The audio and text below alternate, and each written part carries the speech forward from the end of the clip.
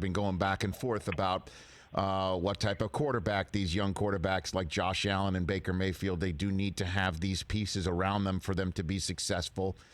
Baker's had a bunch of churn at coaching, obviously 4 head coaches in his first 3 years now. What type of and then there's some like you think Joe Burrow or Lamar Jackson, they could just succeed right from the get-go and lift. Which quarterback is Tua, do you think?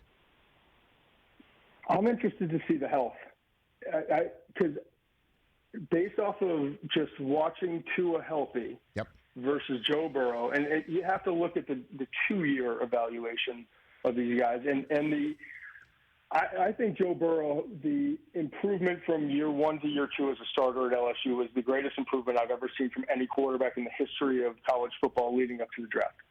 In 20 years of doing this, I've never seen anything like it. I'm talking a 5th, 6th round grade.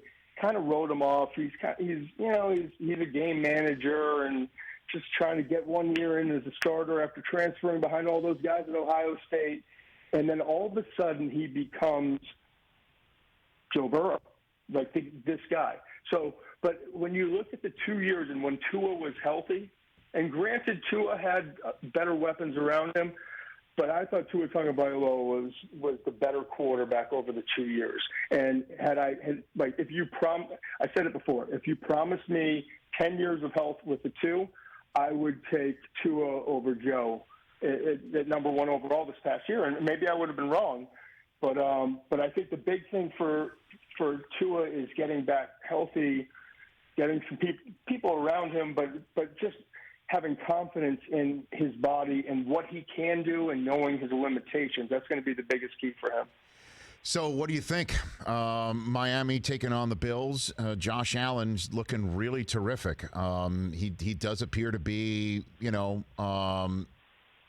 budding. That's no question about that.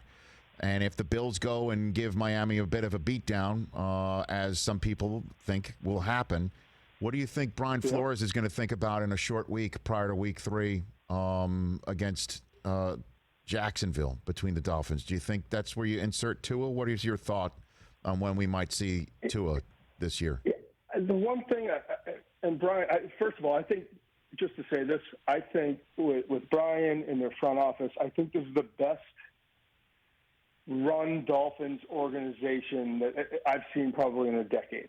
I really think that, and probably more, but I'm just in the top of my head.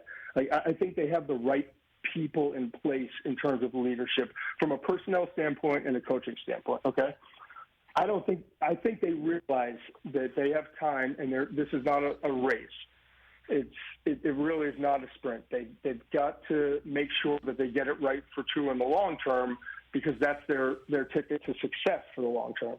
So what I don't know is what they really know behind the scenes in terms of his health and where they think he is, and is he strong enough to withstand 3/4 of an NFL season or a half of an NFL season, whatever it is. But I think it's inevitable that we're going to see Tua, and it's probably sooner than later.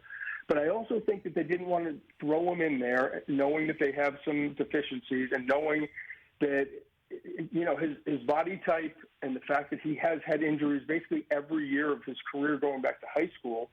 They just want to protect him, and they want to do the right thing and make sure that they're in the right position to take care of their investment. And ultimately, when he gets on the field, if he is right physically, I think he has a chance to be one of the stars in this league. I really, really believe that. Hey, you watched all the way to the end. Thanks for that. Watch more right here.